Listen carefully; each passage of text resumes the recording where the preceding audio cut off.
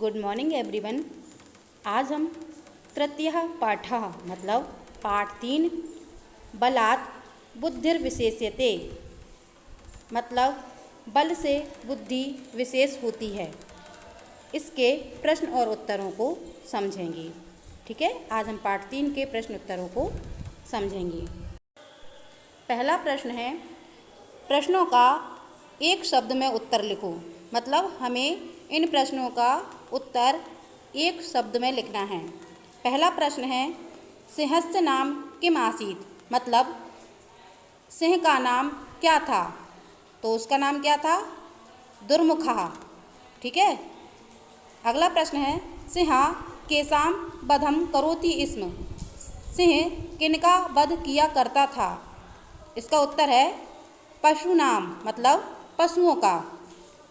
अगला प्रश्न है, सर्वे पशवः कस्य समीपम अगच्छन् सभी पशु किसके समीप गए, इसका उत्तर है सिंहस्य मतलब शेर के। सिंहा कूपस्य जले किम अपश्यत् शेर ने कुएं के जल में क्या देखा, इसका उत्तर है स्वप्रतिबिंबम मतलब अपना खुद का प्रतिबिंब। अगला प्रश्न है, अपरम सिंहम मत्वा दुर्मुखा किम अकरोत् दूसरा सिंह जानकर दुर्मुख ने क्या किया, इसका उत्तर है गर्जनम मतलब दूसरा शेर समझकर शेर ने गर्जना की। प्रश्न क्रमांक 2 है, एक वाक्य में उत्तर लिखो। अब हमें एक वाक्य में उत्तर लिखना है। पहला प्रश्न है, कः पराक्रमशीला भवति पराक्रमशील कौन होता है, इसका उत्तर है सिंहा पराक्रमशीला भवति मतलब शेर पराक्रमशील होता है। दूसरा प्रश्न है, एकदा कस्य वारा समायतः एक दिन किसकी बारी आई, उत्तर है एकदा शशकस्य वारः समायतः मतलब एक दिन खरगोश की बारी आई। तीसरा प्रश्न है, शशकः सिंहं कुत्र अनयत् खरगोश शेर को कहाँ ले गया, उत्तर है शशकः सिंहं कूपम अनयत् मतलब खरगोश शेर को कुएं में ले गया। अगला प्रश्न है, सिंहा कया पीड़िता आसीत् सिंह किससे पीड़ित था, इसका उत्तर है सिंहा क्षुधया पीड़ितः आसीत् मतलब शेर भूख से पीड़ित था। पांचवा प्रश्न है, सिंहस्य गर्जनस्य का भवति सिंह की गर्जना से क्या होता है, इसका उत्तर है सिंहस्य गर्जनस्य प्रतिध्वनि भवति मतलब सिंह की गर्जना से प्रतिध्वनि होती है। प्रतिध्वनि मतलब वह आवाज़ वापस लौटकर आती है। प्रश्न क्रमांक 3 है, शुद्ध कथनों के सामने आम और अशुद्ध कथनों के सामने ना लिखो। ठीक है, अब हमें आम और ना लिखना है। पहला प्रश्न है, दुर्मुखा पशूनाम वधम ना करोति इसका मतलब ये होगा कि दुर्मुख पशुओं का वध नहीं करता था।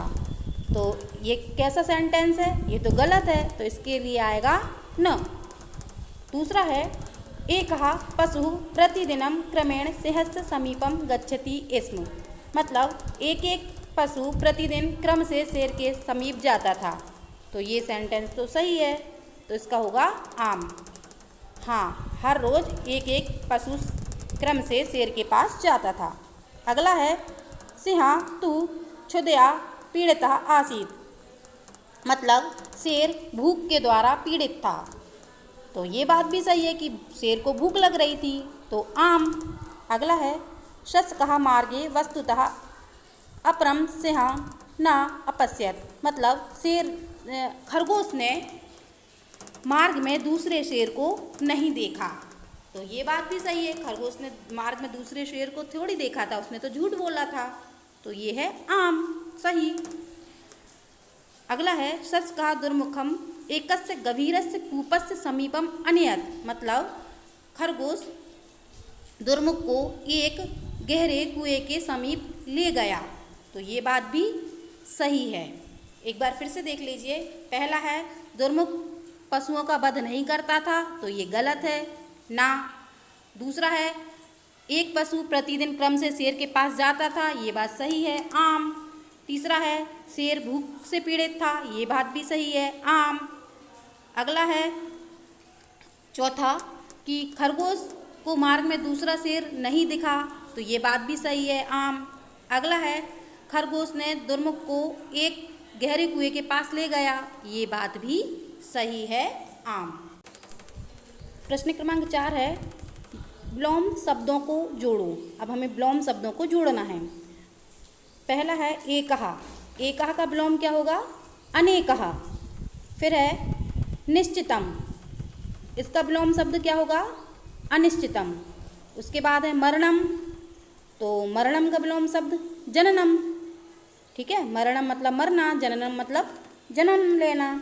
फिर है विलंबेन, मतलब विलंब से, ठीक है, देरी से।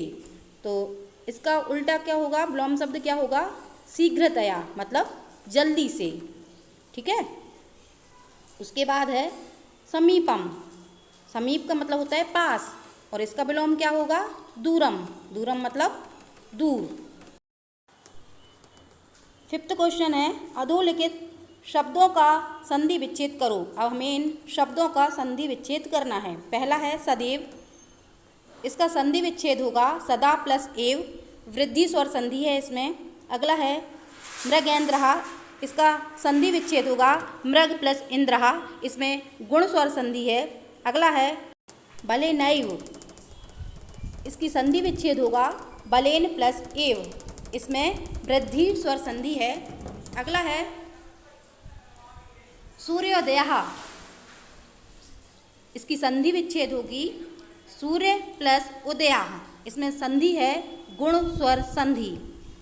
अगला महोजस्वी, इसकी संधि विच्छेद होगा महा प्लस ओजस्वी, इसमें वृद्धि स्वर संधि है।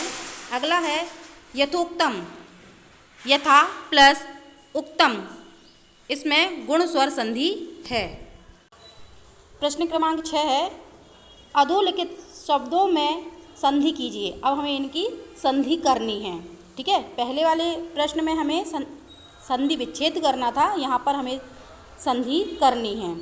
ठीक है, देव प्लस एकत्वम, तो इसकी संधि होगी देवेक्त्वम। ठीक है, क्या होगी? देवेक्त्वम, इसमें संधि है वृद्धि स्वर संधि। अगला है राजा प्लस ईसहा, इसका होगा राजेशहा, और इसमें गुण स्वर संधि है। अगला है बुद्ध्या प्लस एव, इसकी संधि होगी बुद्ध्येव, और इसमें वृद्धि स्वर संधि है। अगला है मद प्लस उन्मत्तः, इसकी संधि होगी मदोन्मत्तः, इसमें गुण स्वर संधि है। अगला है जल प्लस ओधः, इसकी संधि होगी जलोदः, इसमें वृद्धि स्वर संधि है। अगला प्रश्न है कोष्ठक से उचित शब्द चुनकर रिक्त स्थानों को पूरा करो। पहला है त्वम किमर्थम सर्वदा पशूनाम वधम। अब इसमें देखिए करोति आएगा या करोसी आएगा। ठीक है, तो त्वम के साथ हमेशा सी आता है, इसलिए इसमें आएगा करोसी। त्वम किमर्थम सर्वदा पशूनाम वधम करोसी, तुम किस लिए हमेशा पशुओं का वध करते हो। दूसरा है सह सिंहस्य समीपम। अब इसमें देखिए अगच्छत आएगा या अगच्छन आएगा। ठीक है, सह मतलब एक वचन है। ठीक है, तो एक वचन के लिए आएगा अगच्छत।